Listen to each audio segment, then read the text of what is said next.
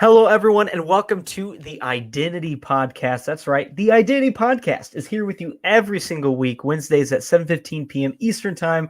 We're so grateful to be here live this week, last week, a pre-recording, but great episode, The Silver Screen, with Justin Connor, a director, actor, composer, just a jack of all trades, an incredible human being. Really excited to have him. But this week, we're excited to have this week's guest. But before we get to that, don't forget to go ahead and stream us on all streaming platforms at the Identity Podcast 24/7, 365 days a year, and follow the Identity Podcast on all social media platforms as well. And don't forget, if you want to sponsor us, well, guess what? You can. All you have to do is email us at press@findyouridnyc.com, and we'll get back to you with more details. Of course, subscribe to our Patreon page and join our Discord page if you want to. And you can find both of those links along with all of our other links for the Identity Podcast via our link tree, which is found in all of our bios on all of our social media platforms. Once again, you are listening and watching the Identity Podcast. I am Caleb, one of your co-hosts, along with my fellow and lovely co-host, Tarik, who is just so wonderful to join me every single week. Every week. I'm wonderful. It'll be that day, right? That one day I'm not. No. That one day. And then I'm sad. It never happens. You're never sad. But yeah, we intend to always bring the happiness and the wonderfulness every show and every Wednesday, whether it's a pre-tape or not. And we are so happy. Yeah, the craziness, right? Hey man, I'm sure we're pretty sane, depending on like what's been going on in the world comparatively. So if this is your safe haven, everyone, if this is your safe haven, we appreciate everyone, just like we appreciate our guests. So we'd like to introduce Tetyana Denford. Hi. Hello. Yeah. Hello, everyone. So without further ado, as we always go through this, we were just kind of talking backstage as we normally do. And she said she's not going to pull any punches. So if anyone will be triggered by this, we were trying to delve deep today, as we always do. So feel comfortable, feel free, feel open. We're appreciative of you being here. So what brings you here today on this particular day? Like, what's the deal? How's your day going, basically? It's going great. I mean, it's better now. That's awesome. It's nice to chat to you guys, and especially, you have a history of being quite honest and unfiltered. And I think, especially when it comes to words, especially when it comes to poetry in particular, I think it's really important to, just kind of tell it like it is and be raw and kind of capture moments as they happen, which is quite unique to poetry, because with novels, it's great, but it's not, you are kind of working on something over 6 months, 8 months, a year, 2 years. So I think what I like about poetry is that it's quite immediate. So I'm happy to be here and kind of be in the moment, as you were. Yes, be present. That's awesome, yeah. Right? Right, Caleb, you've been doing some poetry too, on the low. I guess we'll get to that later on, right? Oh yeah. Oh yeah. Yeah, we're gonna have a slam battle at the end of the show. Oh no. No. My question is. I forgot to tell you. Sorry. That was a surprise, for sure. What got you into poetry? What made you start? How have you used your voice in other ways as well? I started writing poetry, and a lot of people will say this. I've started writing poetry when I was about, I'd say 10, and I started submitting it to kind of competitions and stuff. But as a lot of people do, like a lot of authors will say, oh, I kind of wrote here and there when I was younger. And so that's kind of how I started. But then, I don't know, I kind of wrote it on and off on the side while I was doing other things. I was a freelance journalist. I was doing some off-Broadway stuff in New York. And, but it was always kind of bubbling along in the background. And the way it came out in a very serious way was in the middle of the pandemic, my grandmother died in April of 2020. And I had actually written, my first book was a historical fiction novel called Motherland. And it was based on stories from her life, in particular, a family secret that she'd hidden from us like her whole life. And we found out about it. And then so I started working on that book. And a month after I'd published it, she died. And it was one of those, I mean, grief is like that, isn't it? It completely destabilizes you. It makes you feel untethered. It makes you feel a bit lost. It takes you apart and puts you back together in a different way. Right. And the healing for me, I felt compelled to kind of write down these little moments. So I would go for walks with the dog in the woods, and I would just kind of take notes on my phone, or I would think of things that would remind me of her, or some days I would be angry, some days I'd feel sad, and you go through all of those range of emotions. And I started writing these collections of poems and prose, and I realized that we were all collectively dealing with a kind of grief after this, during this pandemic, which is still going on in different ways. And I just wanted to put it together as a book, not only from my own catharsis and kind of teaching myself, but also to resonate with other people. And amazingly, like when I released some poems as teasers, people kind of wrote to me going, "Oh my God, you made me remember my father, my sister, my and that to me is better than any prize, any book deal, anything really, because that's part of why I write, is the connection." So I got into poetry that way. And I felt a little bit, when I released the book, I felt embarrassed because I thought, oh, poetry, it's kind of seen as this, ooh, poetry. Like, we're just all here, yeah, the whole scene exactly. Oh, I'm a beatnik now, A beatnik, right? I mean, but I think poetry is like so unique in how immediate it is. And actually, it's really hard to write a poem that not only has a journey within a handful of lines, but that also connects to people on a deeper level. You can't just put a bunch of words together and say, you are you and I am me and we are us, and that's the poem. Like, I'm not. That sounded kind of good though. It's and I don't mean to be disparaging, but it sounds like a perfume ad, like one of those Well, I mean, that's poetic, right? There's some romanticism to exactly marketing in this grander scheme. That's but yeah, true. You're exactly right. Yeah. But it's and I think people see poetry as this kind of lazy writing, and I to me, I thought it was really powerful. So. I was really excited when it came together as a book. I was like, hang on, I really, really love doing this. And, if you're lucky enough to write what you know and what you love and people connect to it, well, isn't that the journey? I think, I think so. Yeah. I think you've mentioned so many different things there that we could talk about. Yeah. I was just letting you, kind of get to the point. But like you said, remaining present is so deep, like, I think there's something visceral about that aspect. I've shared my own poems on my platforms and stuff. And honestly, sometimes, maybe it's because it's Instagram, and as a social media platform, it's very visual based. Yeah. Which goes back into tying what you're saying, like how many people are reading for the content to imagine in their own space, in their own mind. I mean, music kind of still accesses that space, but it's bombarded now. I think everything's a lot faster, and there's not as much time to really be imaginative like it was with classical music, back in the day with classical music. No, I'm joking. But so I think a lot of it does have to do with the audience is now here for it. Yeah. And it may be because people have gone through such a large grief or some sort of opening, or I don't know, the gap of whatever was working, it's not working anymore. So we have to access these things in a much deeper way.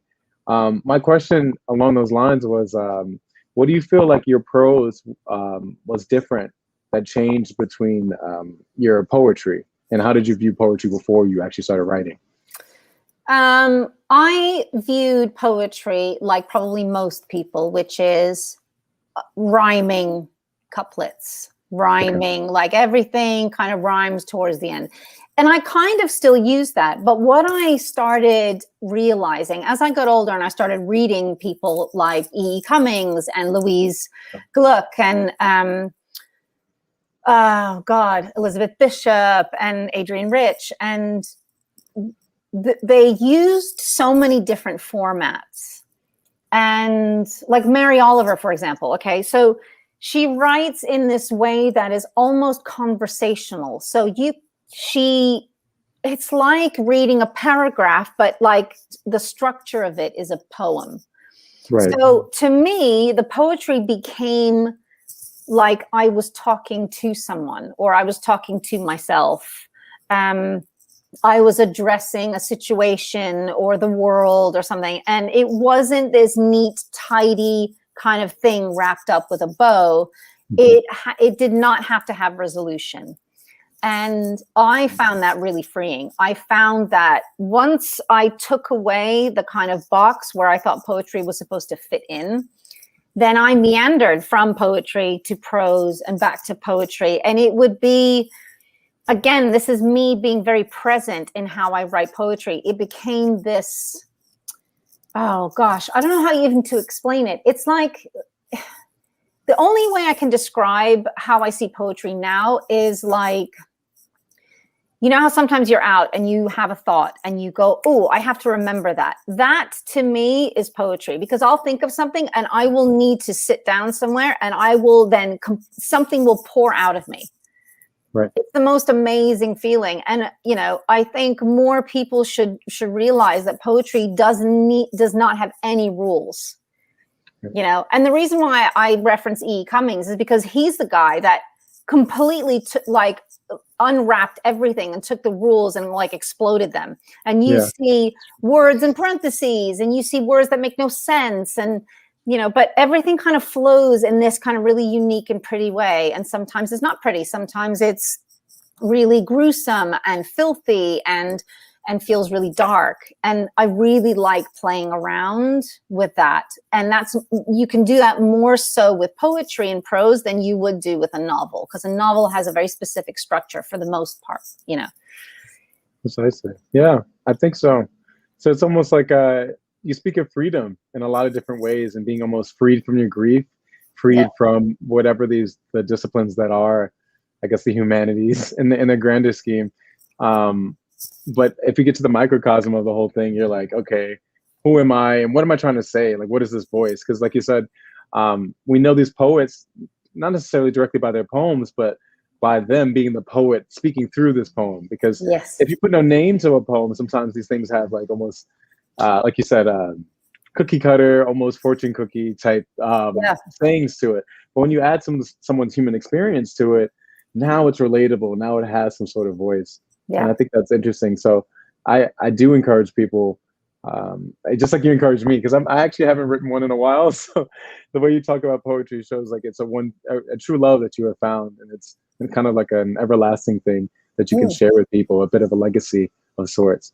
As far as E. Cummings concerned, I know some people have read some of your work. Have you ever had difficulties of someone understanding some of the more abstract thoughts that may be in that freedom of writing or whatever it may be? I think when I was working on my novel, funny enough, that's when I got into slight kind of difficulty when it came to certain scenes, because I felt like I wanted to convey something, but I had to do it in a way that it would make sense to the reader. Whereas with poetry, I'm not totally obscure. That's the thing. I never go so far as to make something so abstract that it's done just to make it look abstract and fussy. You know what I mean? So I will go within, I will explore within my own kind of patterns and my own voice and the way I play around. But I also am very conscious that I want somebody to feel what I'm feeling. I want somebody to see also themselves in my poem, in the experience that I'm describing.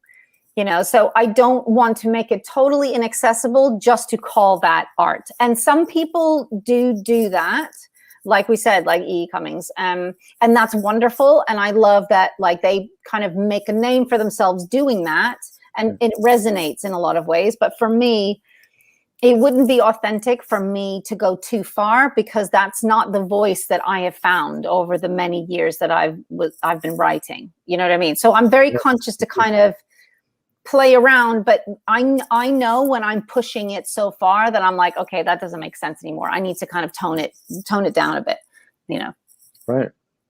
That's a great way to think. I mean, Caleb, how would you feel like you found your voice in a sense with your radio voice as you've gone along your creative journey? Because that's kind of what we're going to go around and kind of talk about. Because finding that voice is very crucial, and I think there are steps. There is some discipline to it, even in the midst of grief. Because we definitely have to get back to that and how that, like, finding yourself in the midst of this darkness. But yeah, how did you find your voice, Kay? Yeah, I mean, for me, as many of our listeners know, finding my voice in radio was definitely something that I wasn't expecting. But I'm so grateful for, it was something that when it hit me, it was almost like, why? That makes so much sense. Didn't I find it before? And then once I really found my voice and really found kind of the ability to speak and do podcasts and be able to do this and to be able to feel confident in doing it as well, it kind of became a thing that was just, I hate saying easy, but almost easy for me. But it's also being able to find the challenges in it as well, finding how can I get better at it? How can I, because I know I'm not the best at it. How can I just get better at it and find my path and continue to go down this road and everything like that?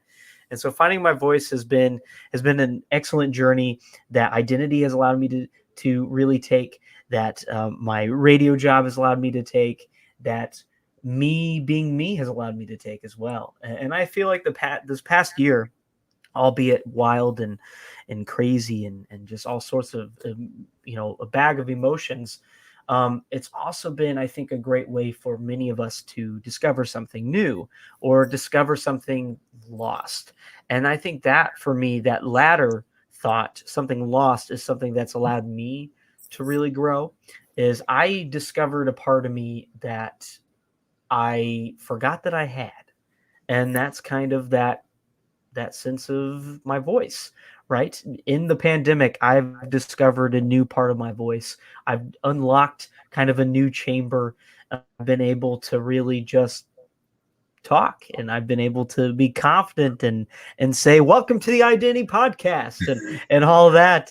And I think that's really important. And when it comes to writing, I started writing regularly in college at the beginning of college freshman year. I had begun writing in high school. I started writing for a local blog and just kind of did that because I enjoyed doing it. It wasn't until college when I had a professor saying, hey, you're a writing major, right? No, I'm a communication major. You should become a writing major. Really? And I just kind of took it from there, and I joined the newspaper. I started writing on my own. I started a blog, and next thing you know it, I get an internship for communication and journalism, and boom, everything changes. And then I do write poetry, as Tarik mentioned earlier. I am starting to share that poetry more with the world. I had a good friend of mine who encouraged me to start putting that out there. And so I've started submitting it to different places. And so it's been a great journey learning my voice and discovering it. And also, and at the same time, something that we always talk about on the show, discovering our identity, it never stops, right? We're constantly continuing to discover. Same with our voice. Our voices are part of our identity. And so we're still discovering it. I know today I'm confident in who I am and what I do, but I know tomorrow there's going to be another level that I want to get better at, and I want to continue to. Long rant, but that's me. I hear you, man. I hear you. I mean, I think a lot of it, like you said, is the reason why I bring it up is to come full circle. Just as Tetyana explained, I think you said April, you said, when you first started the whole process? We started in August of last year. I mean, I know a lot of people think that Caleb and I have known each other for long, long years, but we'll be like for the show, we'll be doing a full anniversary in August. So I totally get where you're coming from. Like, this thing has been completely revitalizing in a lot of different ways. And I think it's so interesting to juxtapose it with the grief. And I definitely wanted to kind of touch on that with Tetyana's idea. So you mentioned like you have a specific definition for grief, and how would you define it in a very like? I think grief. The way I approach grief, and I've learned this kind of in a hard way, I guess, last year. But I started realizing that it was like a friend that is uninvited, that kind of sits in the next room and it kind of shows up in inconvenient moments. You know, and it's. I say friend because grief is something that actually we have in our entire life. We have to deal with when our hearts get broken, when we're younger, when we lose pets, we start losing the people we love, and you know, or we're like a type of grief is like when you're disappointed, when you don't, you know, get the thing that you want, or unrequited love, or you know, all of that. So different shades of grief, but you know, it's like this person that you kind of have to learn from, and you have to understand that without love there wouldn't be any grief. So the two are married to each other. You know, you have to have grief because you have love, you know. So, and I think that's the fascinating thing, that you know, people push against mortality, people push against grief, people push against kind of death and stuff, and you know, and you think, well, the more you push against it, the less you'll allow yourself to be open to learning about it, and because you have to live with it.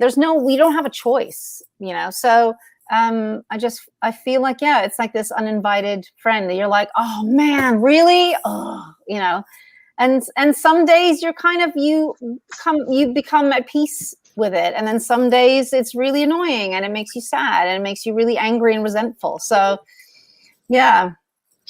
I feel that. Yeah, I mean, listen, the way that you described it completely is just completely, sorry, it's going in and out.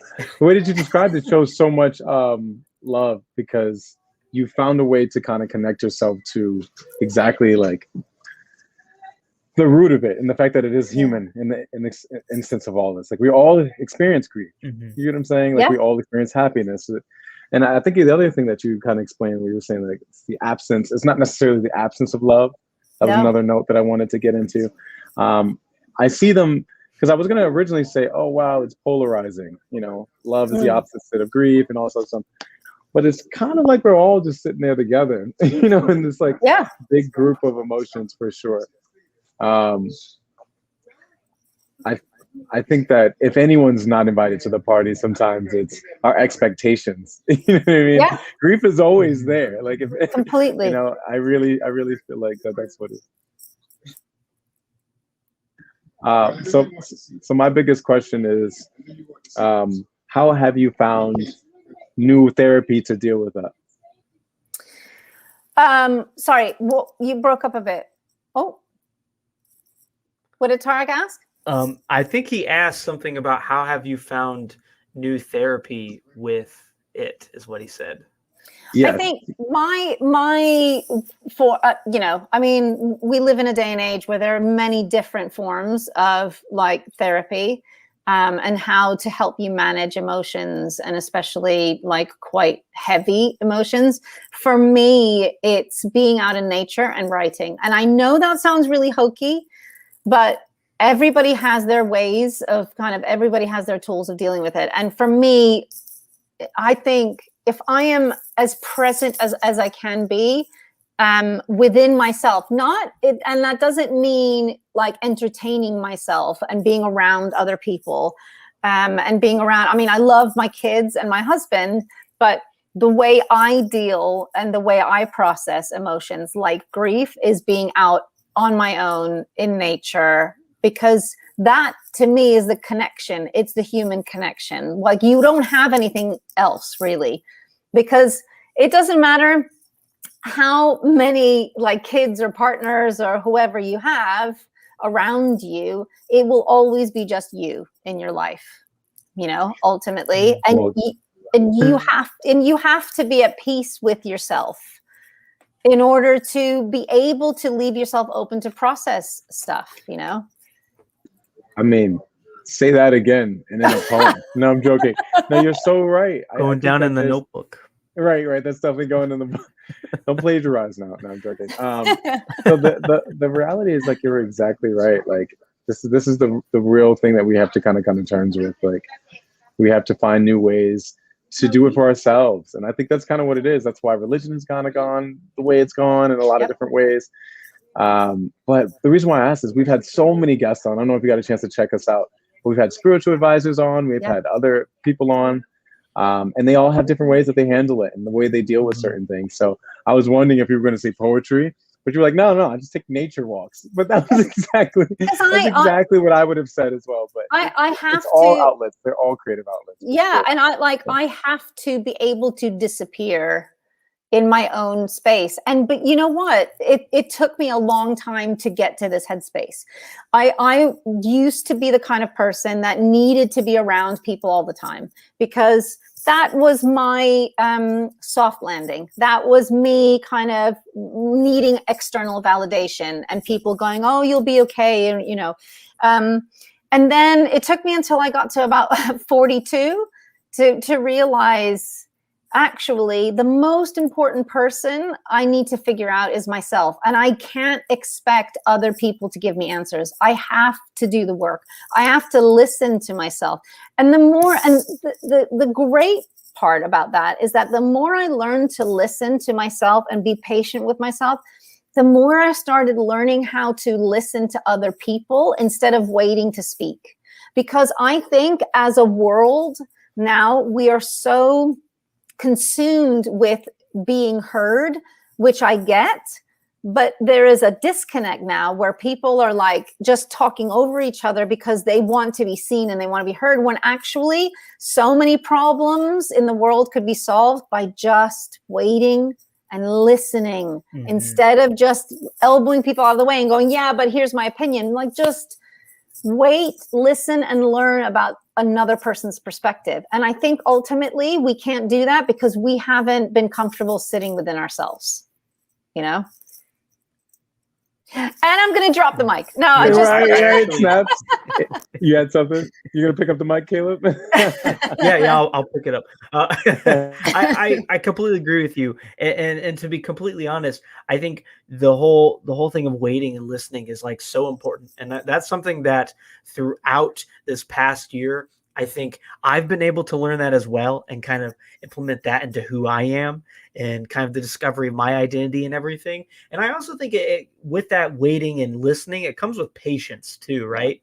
I think patience is a big thing. And that's something that I've noticed, especially the younger generation right now does not have a lot of, is this thing called patience. Yeah. And I have to say that it's one of the biggest reasons why there's been so much turmoil just in the past 3 months is because people can't be patient or people can't listen. People can't listen to one another. You know, the three of us can each have completely different views, can have completely different, differing opinions. Yet at the same time, we're here all together and we're talking about something that we all agree on, or we can at least relate to in some sort of way, and it doesn't matter about those other opinions. Because at the same time, it doesn't necessarily matter about those other opinions on a daily basis, right? Yeah. As you mentioned, like it's a complete just trying to listen to one another. It's hearing people's voices, right? We each have something to say, and we all deserve to be heard.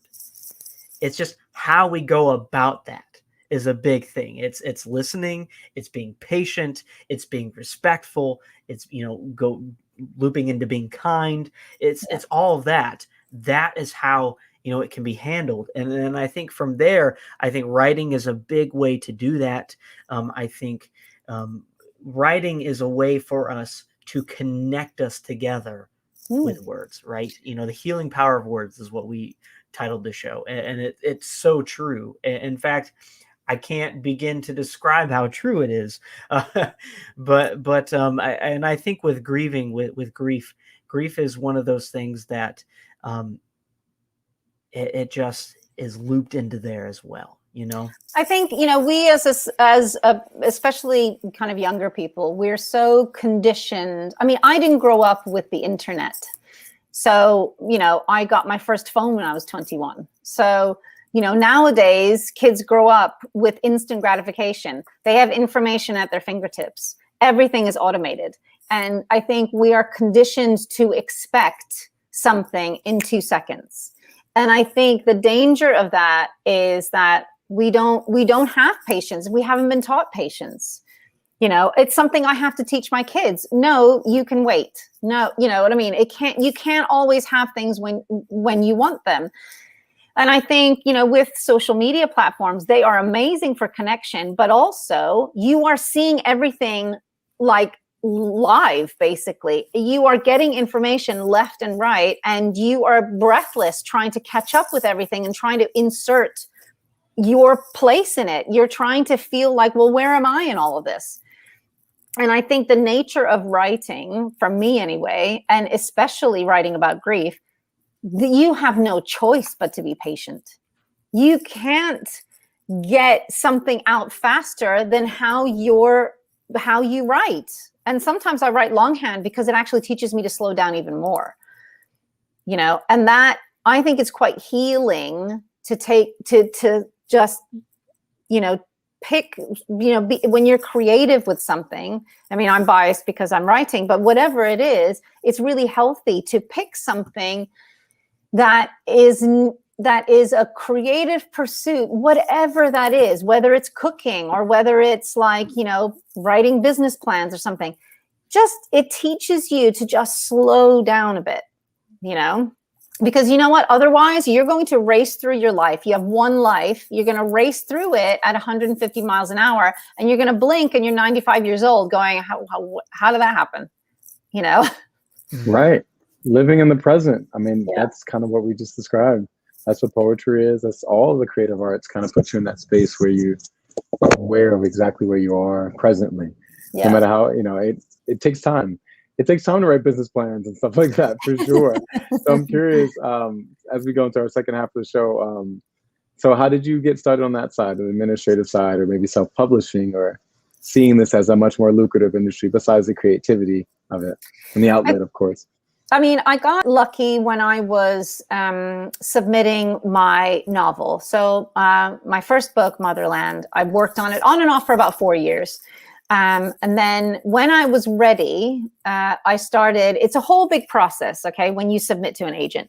And you have to basically put it, like every agent has different guidelines, and you put everything together and you have a chunk of your manuscript, and then you write an email. And each email should be written to the tone of who you're submitting to. Now, a lot of people just go, "Dear sir, to whom it may concern," or whatever. But to me, you're approaching a human being. You are proud of the work that you've created. Give it the best shot you can. So I started submitting, and I got an amazing response. I had, in the first kind of few months, I had 12 agents requesting a full manuscript, which is extremely difficult. And I got very lucky, but also I don't think most of it was luck. Part of it was me like really researching how to best present myself. And I think you have to, at that point, see your writing as a business, and it's really important because it will set you apart. Even if they say no, at least they'll go, you know what? She has presence. He has presence. You kind of need to have your A game on. Anyway, so. And then I had don't speed past that. You're exactly right. I mean, let's be honest. Like you got to put your best foot forward. Absolutely. The reason why I say look at it as a business, because sometimes we do have those obscure artists or those creatives that are just kind of like, all I do is art. I'm kind of trapping myself in the studio, or I'm journaling, and this is just an outlet, and I'm afraid to move some of this therapy and monetize it.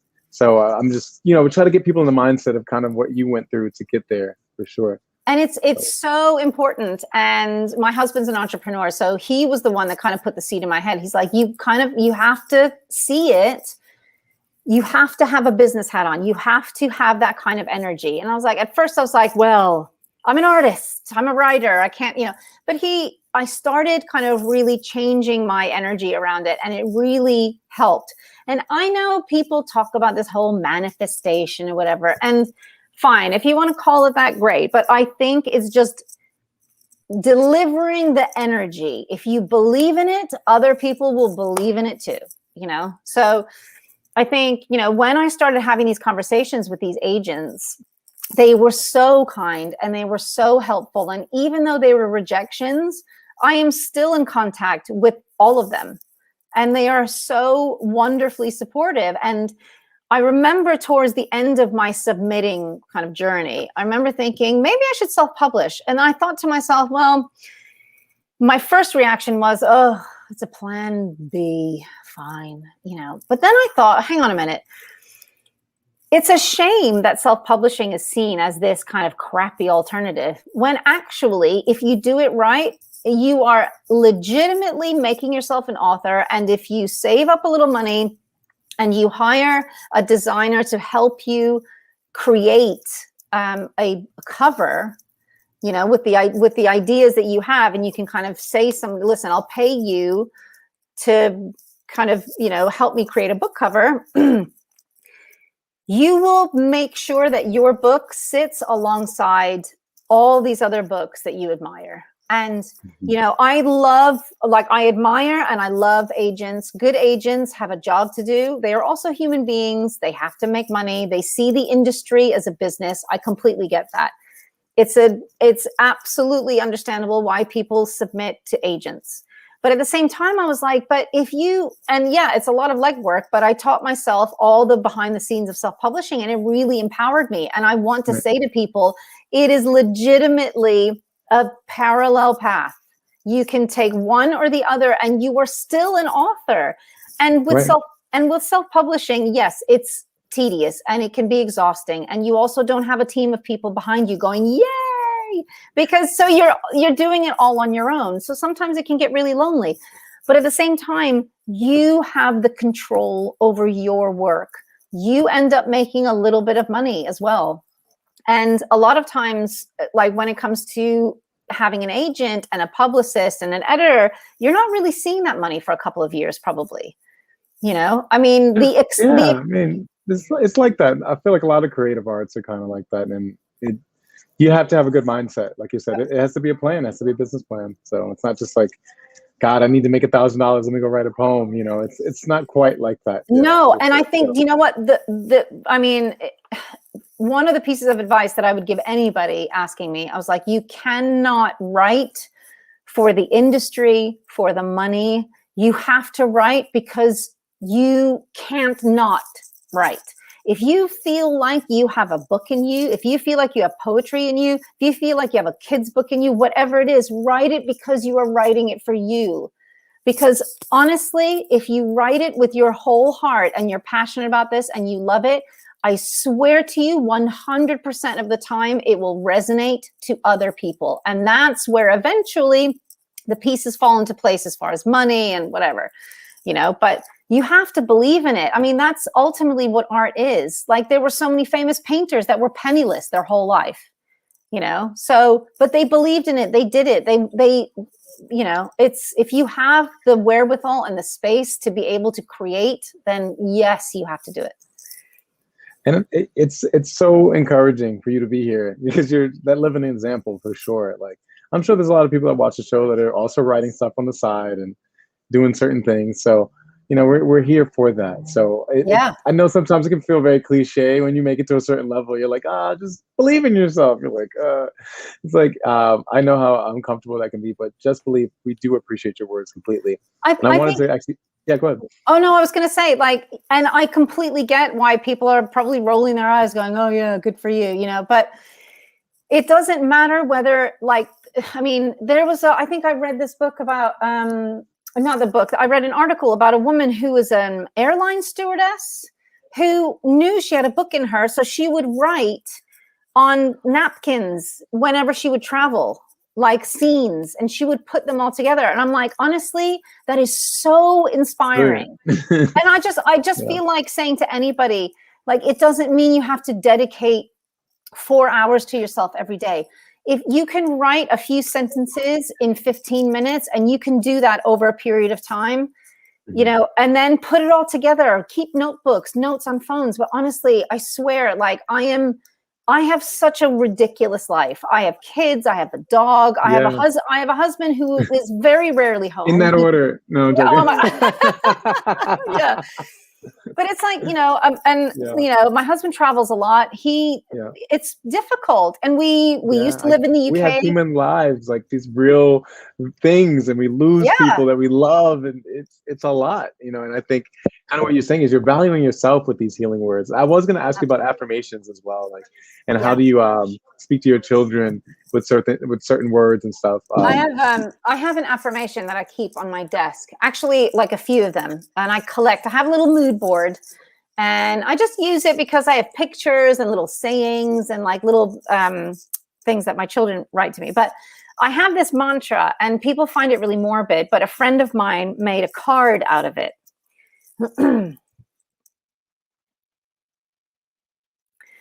So to all the people that are listening on Spotify that can't see it, it says it says there's a picture of a snail on it, and it says you're going to be dead soon. So let me explain that. So my mantra for when I started writing, and every time I would have imposter syndrome, which is daily, and I felt like I'm useless. What am I doing to myself? I am like, this is stupid and dreamy, and I should really kind of give up. I once tried to put my manuscript in the bin, and my husband was like, don't you dare. Anyway, I said to myself, you know what? On a good day, I would remind myself, I have one life. I'm going to be dead one day. I will not exist. My story will not exist. However, the stories that I'm writing, they will exist. And I see that. So I look at that sometimes when I'm having a really bad day. I'm like, geez, I'm going to be dead one day. Nobody cares. Like, no, I just need to do what I love to do. I've got to stop comparing myself to, I've got to stop comparing myself to people on the internet getting book awards, or, people getting spreads in magazines, or like sitting on talk shows going, and that's great for them, but that's not my journey. That's, I am really kind of doing this like every day. I am hustling, and it's not a chore. It's something that I believe that I can do well. And I have to believe in that, because honestly, if I let these kind of thoughts take over and go, you know what, screw this, I'm just going to give up, I would have wasted so many years trying to build this little, world for myself. So yeah, I look at that. So I don't say to my kids, you're going to be dead soon. So let's just clarify. That wasn't the question, right? That's just, that's all right. No, that's just wrong. You'll be dead soon. Yeah, that's just wrong. Gotta tell them early, But then also kids do talk about death, going, oh yeah, when you're dead, can I have your jewelry? Adults were more afraid than anything. Yeah, like children are like, death. Yeah, we all die soon. Get over it, girl. And I think that's the thing. I'll remind them. I'm like, you know what? Do what you love. Be a good person. Most importantly, don't like hurt yourself or other people. And like, just, you can try and do anything. And also, I am aware that I am sat in a very privileged place, because I have the time that I've been given to be able to do this, to write. And I'm very lucky that way. And some people don't have that luxury. Some people don't have that privilege. So what I'm trying to do is use my position and use my privilege in a way that kind of empowers people to say, listen, if you need support, if you need like a cheerleader, if you need encouraging words, I can help. I've been in really low places, and it's really hard, but if I can use my voice to help other people, own voices, marginalized authors, whoever is like struggling to be heard, then I have one life. I'm going to be dead. Why don't I just use that, use my voice, use my privilege for other people who can't get a word in edgewise, who can't get heard, I mean, that was phenomenal. That's definitely going on the highlight reel, right, Caleb? For sure. I think he touched on so much in that I wanted to kind of revisit. Part of it is, yes, we do have, I think one word, and this has kind of been kicked around, and I know it's a lot of like kind of race heavy words with this thing and the idea of privilege and stuff, but it is a privilege to have the time. And I think despite that, I do think that what you mentioned with some of the tidbits, which were awesome, with the napkin, you know, and these like these little brief moments of creativity. We all have that privilege, you know. So I think, you know, not to be too hard on yourself, or like I appreciate the clarity and the transparency. Like, listen, you know, I have a husband, I have, you know what I mean, I have support, you know, I get it, but there is something to being like, it's a mindset, you know, because even in with all that privilege, you're like, I'm not enough. So I know for a fact, like you said, you just being through those things, those insurmountable aspects of ourselves, it's going to be such a great support. And that's kind of why we mentioned, I'm sorry, New York is super loud. No, I love it. It's like, the city, right? Where this is like people dancing down the street.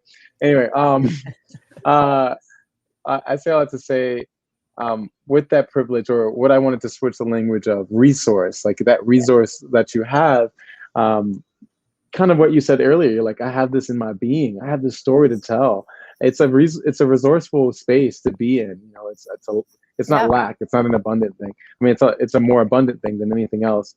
And so I think that's encouraging alone, for sure, just to be able to see that it's possible, to be able to see like, hey, listen, you have to value this. Don't worry about anyone else. Don't worry about the business mindset. The agents are going to be there. They do their job every day. There's writers there. They're going to be there. You have to be your best self. Yeah. And Caleb mentioned also the insurmountable aspects of growing once you do find it. Don't think just because you're a poet and you're declaring yourself as a poet that there's no growth as well. Yeah. You know, I think a lot of that has to do with it. But I also wanted to mention, as we kind of come full circle too, you did mention being a resource as far as almost consulting. Is that something that you're going to be interested in? We want to kind of talk about that. Like, can we call your number if we have a couple lines that need help? Do you have a couple stanzas for me? No. Well, the thing is that like eventually I want to use my experience over however many years, and I'm still going to be writing books, but at the same time I get so many questions from people about different aspects of the industry, whether it's self-publishing, whether it's kind of, you know, what agents expect, how to write submission letters, query letters. I want to use that at some point and create courses for people that just at any point, there are always going to be people trying to be creative, trying to write something, whether it's a book, whether it's poetry, whether it's prose, whatever it is, even if it's something just for them. I think it would be really helpful, if I can, to share these experiences with other people and empower them and say, listen, you know, especially since I've seen so many amazing authors just not get recognized and kind of not get heard for whatever reason. I mean, a lot of agents now look for a decent amount of people on your social media platform, which I think I get why they do, and they do it a lot for kind of nonfiction. But at the same time, I'm thinking, it's tricky because if you're that fickle, you're missing out on a lot of really interesting voices out there. So I think at some point, maybe next year, I want to develop a series of courses, because I have a YouTube channel called The Craft and Business of Books. And I have interviewed editors, agents, authors on lots of various topics. And it's been really interesting for them kind of being really human about their experiences and lifting the lid. And I think if I can then kind of boil that down into, I don't know, 6-10 courses, so like every month people can get something out of it, I think it'd be really great. And I also love I also love collaborating with people, connecting with people. And I think naturally, I just love doing that anyway. I mean, people approach me in the street sometimes, and for some reason, they want to tell me their life stories. I don't know why, but it's great. It's, you know, I think you see, we created a podcast for this. Believe me, I'm a passionate. I love this part. Yeah. But it's really fun to have these conversations, and it's really fun to kind of get all this different energy from people, because that to me is one of the best parts. That's why I would love to do public speaking. I would love to do virtual events and stuff. But so I think if I naturally have that kind of energy and I love it, and I think if people trust that and find it helpful, that would be great. So kind of consulting people on the publishing and self-publishing and writing journey. That would be great. Yeah. Yeah. It's just like, it all comes full circle. Yeah. I really do appreciate that. We have some comments here of some that appreciate us as well. That was the first one. It says, journaling has been a massive therapeutic outlet for me lately. I can say everything I need to without necessarily saying these thoughts out loud. I'm guessing that's what she said. I added a few words there. That's great. Yeah. And I think, you know, and I was going to say to Kaylee that is her finding her creative space. And I'm so proud that somebody can find the time to journal. And that's what I'm trying to say to people. Like, even if you're doing a late shift at a hospital or something, if you have a break and you feel like there's something in you that needs to come out, oh my goodness, that is the creative voice that you're looking for. You're healing, right. You're like paying attention to your creative voice, and you're potentially healing something with words. It's wonderful. And I think it's really healthy to try and do that. Yeah, I definitely have to get some more journaling in, for sure. Yeah, yeah, that's something that Tarik and I, you know, even outside of journaling, that's something that we've really tried to push on the show, is that when you have that time, you know, you need to take for yourself, take it, right? Yes. That's something that with so many past guests on the show, that's something that Tarik and I personally just really try to put out there towards our friends, anybody we pass, you know, our peers, is when you have that time, take it, you know, especially because more than we realize, we need that time. We really need that time to focus, to grow, right? And Tarik said something earlier about growth. And again, to reinstate, like, we're constantly growing, right? We're never at the highest level. And I think what you said, Tetyana, with like, I'm going to be dead soon, right? I think that's so important, because we're constantly growing, and then one day, boom, we hit the bucket and we're dead, right? Yeah. But it's like, it's also kind of, this is really weird, and you know, bear with me. Episode. But, I mean, no one thought it was going to be as jovial as we thought. But, yeah. But it's kind of a good thing that, you know, to keep pushing and keep growing, because even though, yes, we are going to die, you know, there's going to be that day where we are dead one day, and no matter what lies beyond, you know, the matter of the fact is, if we continue to grow, we continue to evolve and develop and get to where we want to be and where we hope to be and where we can be with loved ones and friends and just peers and just society overall. I think that's what's really important, is getting to that place. You know, from a young age, abnormal age, I guess, for most people, I realized that, yeah, I'm going to die, and I'm okay with that, you know, and I think that's all right. And getting into adulthood, it definitely freaks you out at times. And we all, right, we all get that moment where it's like, oh gosh, I'm going to die. But at the same time, it's recognizing that, okay, yeah, here it is. But it's also recognizing, here I am living. Yeah. I get to live. One day I will. One day I will be where trillions of other people have gone, animals and everything. But right now I get to live with 7 billion other people. Right now I get to grow. I get to discover. I get to find my voice. I get to put it out there. I get to share it, all of that. And what you have described, what Tarik and I have learned for this show through the entirety of Identity in this almost a year, is exactly being culminated right here in this episode. And I'm so glad, like, it's making me kind of fangirl a little bit, like I'm geeking out about your own show. It's truly a privilege, though. I mean, it's a privilege. Because, like you said, the absence of death would be the opposite, which is life. So if one day, in fact, we're going to die, then all the other days, that means we were living, I guess.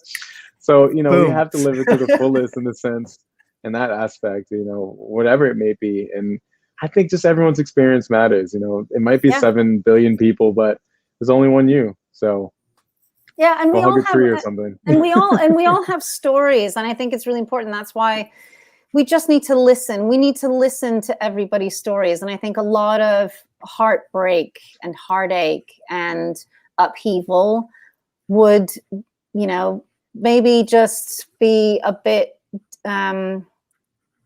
softened if we just stop for a second and go, you know what, let me be patient and understand where this person is coming from, what their background is, what their trauma has been, why they're approaching something like this. I think it's important. And if that means that, we have to open doors, like especially with the industry, with authors that need to share their memoirs, their stories, their backgrounds, I think it's important. It's imperative, Yeah, I guess that'll be like my kind of like summation question kind of for everything. And we always ask this like drum roll question at the end, but what is your identity? And I'll tack this on since I kind of already got an answer from you about this. What are the communities you're interested in helping and have helped? Like, especially the authors. I didn't really think about marginalized authors. And I think that's something that should be spoken about a lot. But I mean, I'd say my identity is probably wrapped up in being an author, but I'd say I'm quite a generous empath, and I don't mean generous in things, I mean generous in spirit. And I think who I am is a person who wants to listen to somebody's story. So if that means I'm an author because I get to create stories and connect to people, then fine. But I think, I'd say empath. I'd say somebody who wants to understand people. The more I connect to people and leave them feeling like they've been heard, then that's my reputation. Yeah. I love it. That's super awesome. Yeah. And community-wise, definitely I'm a daughter of immigrants. I'm a first-generation Ukrainian immigrant. My parents are Ukrainian. It's my first language. I am definitely very aware of marginalized communities that do not have a voice, who have dealt with, systemically being shoved aside because they don't fit a certain criteria, or because the industry has been set up to benefit certain people, whether it's male dominated, whether it's a certain skin color that dominates, and it's unfair. And I think hopefully that that's kind of something that I've always been an activist in, and I'm hoping that that's something that I can make a difference with. I don't know, but it's something that I'm always going to lend my voice to, because I think, it comes back to listening to other people's stories. The more we understand where people are coming from, the less we will let fear dictate how we run industries like the publishing industry. Ooh. Bam. Yeah, I know, right? Drops another mic. Oh God, people are gonna go to bed going, God, that was really intense. You'd be surprised. This might have been the only time we touched on grief, but we've spoken about so much stuff, right, Caleb? Yeah. Whether it be astral projection, I'm sure people are just like, those guys are crazy. I know. At least you didn't get that episode. What have they been drinking? I'm like, I'm totally sober. I'm like, right, precisely. Hey, that's why we implore everyone to do that soul searching for sure. Mm-hmm. You might find some things that you wouldn't expect for sure. Exactly. And that at the same time, that's the whole purpose of the show too, right? Is discovering. Whether that be your voice, your identity, whatever it may be, it's discovering. And I think that's what's great about the show, is that we can laugh and have fun, but we can also be super deep and make people go crazy just by the simplest thought of something that is unreal. And we talked about death for a good portion of the show. Yet it's also exactly, yes. But it's also something that needs to be talked about. Yeah. It's like those.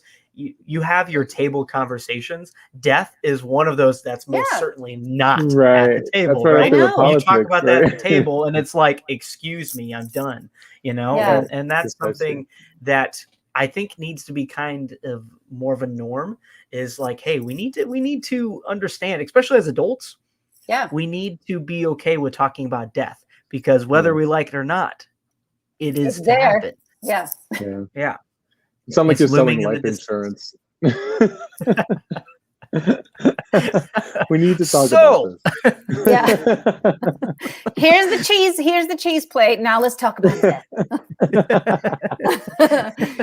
This has been wonderful.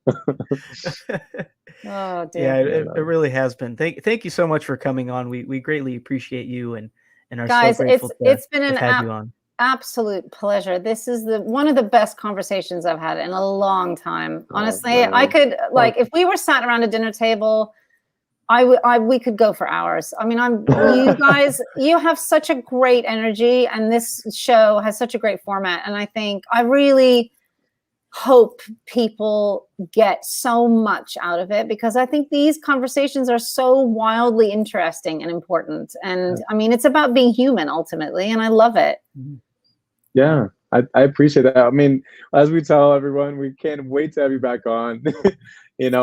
It's never enough within that hour. And it's always funny because we've had people come back on, and maybe it's my own fears, because we all have fears.